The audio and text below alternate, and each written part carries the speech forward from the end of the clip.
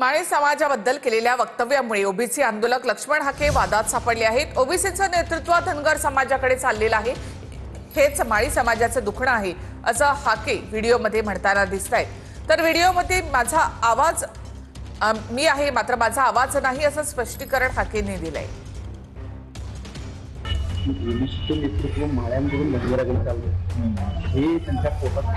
माळी समाजाबद्दल केलेल्या वक्तव्यामुळे ओबीसी आंदोलक लक्ष्मण हाके वादात सापडले। ओबीसींचं नेतृत्व धनगर समाजाकडे चाललंय, हे माळी समाजाचं दुखणं आहे असं हाके व्हिडिओमध्ये म्हणताना दिसताय। हाकेंचे एकेकाळचे सहकारी नवनाथ वाघमारे यांनी यावर आक्षेप घेत हाकेंचा निषेध केला। ओबीसीचं नेतृत्व माळ्यांकडून धनगराकडे चाललंय, हे त्यांच्या पोटात पोरं देऊन काय ती कामाची नाही ती बाकी कुठला कार्यकर्ता दुसऱ्यांवर गेला नाही तरी गेला नाही, मग आता काय करायचं।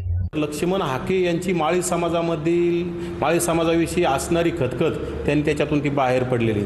ज्या माळी समाजानं नवनाथ वाघमारेच्या अगोदर तुमचा सन्मान केला, यथोचित सन्मान केला, नवनाथ वाघमारेच्या अगोदर तुमचा सत्कार केला आणि तुम्ही जर त्या माळी समाजाविषयी असं बोलत असाल ते अत्यंत दुर्दैवी आणि अत्यंत चुकीचं आहे। हे अतिशय माळी समाजाला वेदना देणार आहे।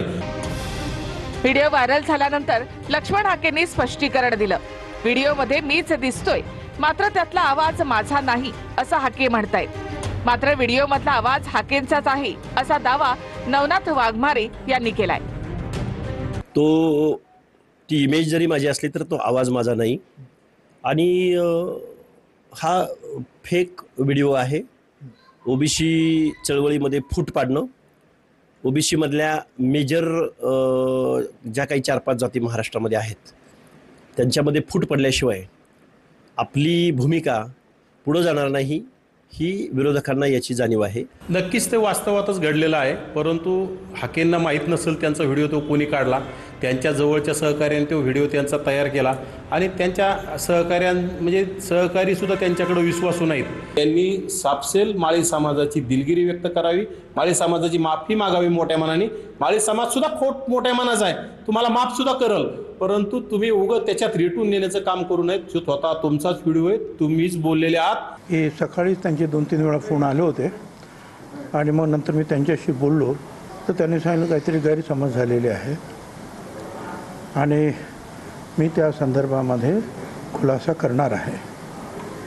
आणि मी सांगितलं सगळ्यांना की यावर कोणी आता कॉमेंट करायची नाही।